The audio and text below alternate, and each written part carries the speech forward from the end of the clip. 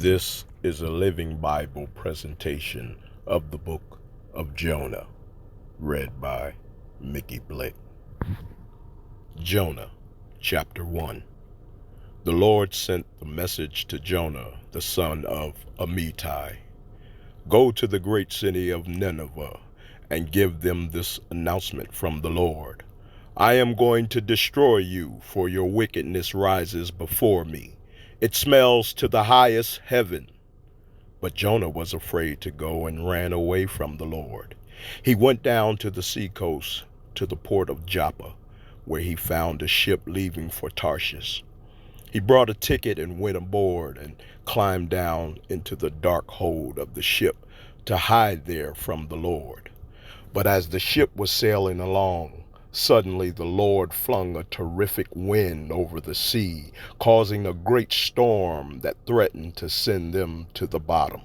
Fearing for their lives, the desperate sailors shouted to their gods for help and threw the cargo overboard to lighten the ship. And all this time, Jonah was sound asleep down in the hold. So the captain went down after him. "What do you mean?" he roared. "Sleeping at a time like this? Get up and cry to your God and see if he will have mercy on us and save us." Then the crew decided to draw straws to see which one of them had offended their gods and caused this terrible storm. And Jonah drew the short one. "What have you done?" they asked, "to bring this awful storm upon us? Who are you? What is your work? What country are you from? What is your nationality?" And he said, "I am a Hebrew. I worship Jehovah, the God of heaven, who made the earth and the seas."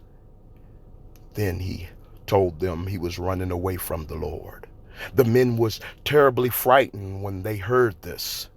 "Oh, why did you do it?" they shouted. "What should we do to stop the storm? For it is getting worse and worse." "Throw me out into the sea," he said, "and it will become calm again, for I know this terrible storm is caused because of me." They tried harder and harder to row the boat ashore, but couldn't make it. The storm was too fierce to fight against them.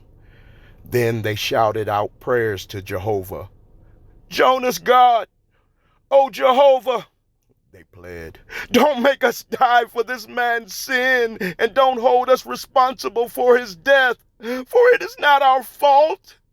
You have sent this storm upon us for him, for our own good reasons." Then they picked up Jonah and threw him overboard into the raging sea, and the storm stopped. The men stood there in awe before Jehovah and sacrificed to him and vowed to serve him. Now the Lord had arranged a great fish to swallow Jonah, and Jonah was inside the fish 3 days and 3 nights. Jonah chapter 2. Then Jonah prayed to the Lord, his God, from inside the fish. "In my great trouble I cried to the Lord, and he answered me. From the depths of death I called, and Lord, you heard me. You threw me into the ocean depths. I sank down into the floods of waters and was covered by your wild and stormy waves. Then I said, oh Lord, you have rejected me and cast me away. How shall I ever again see your holy temple?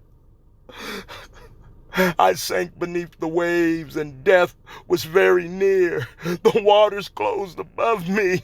The seaweed wrapped itself around my head. I went down to the bottom of the mountain that rises from the ocean floor. I was locked out of life and imprisoned in the land of death. But, oh Lord, my God, you have snatched me away from the yawning jaws of death.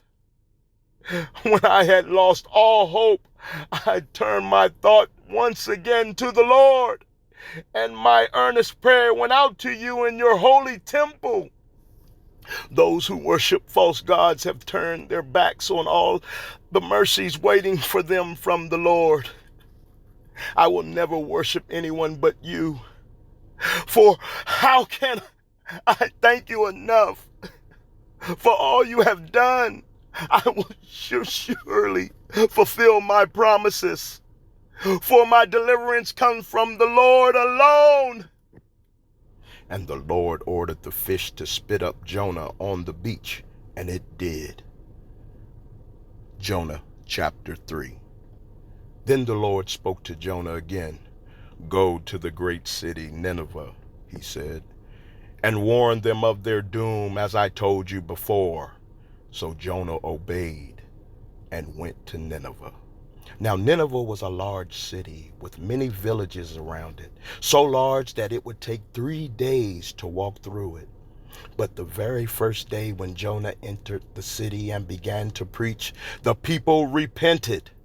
Jonah shouted to the crowds that gathered around, 40 days from now, Nineveh will be destroyed.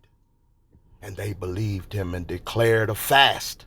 From the king on down, everyone put on sackcloth, the rough, coarse garment worn at the time of mourning. And when the king of Nineveh heard that Jonah was saying, he stepped down from his throne and laid aside his royal robes and put on sackcloth and sat in ashes. And the king and his nobles sent the message throughout the city. Let no one, not even the animals, eat anything at all, nor even drink any water. Everyone must wear sackcloth and cry mightily to God, and let everyone turn from his evil ways, from his violence and robbing. Who can tell? Perhaps even God will decide to let us live and hold back from his fierce anger from destroying us. And when God saw that they had stopped their evil ways, he abandoned his plans to destroy them and didn't carry it out. Jonah chapter 4. This change of plans made Jonah very angry. He complained about it to the Lord. This is exactly what I thought you would do, Lord. When I was there in my own country, when you first told me to come here. Come on. That's why I ran to Tarshish, for I knew you were a gracious, merciful God, slow to anger and full of kindness. I knew how easily you could cancel your plans for destroying these people. Please kill me, Lord. I'd rather be dead than alive. When nothing that I told them that will happen is going to happen. Then the Lord said, is it right to be angry about this? So Jonah went out, sat sulking on the east side of the city, and he made a leafy shelter to shade him as he waited there to see if anything would happen to the city. And when the leaves of the shelter withered in the heat, the Lord arranged a vine to grow quickly and spread its broad leaves over Jonah's head to shade him. This made Jonah very comfortable and grateful. But God had prepared a worm. The next morning the worm ate through the stem of the plant so that it withered away and died. Then when the sun was hot, God ordered a scorching east wind to blow on Jonah, and the sun beat down upon his head until he grew faint and wished to die. For he said, Death is better than this. And God said to Jonah, is it right for you to be angry because the plant died? Yes, Jonah said. It is. It is right for me to be angry enough to die.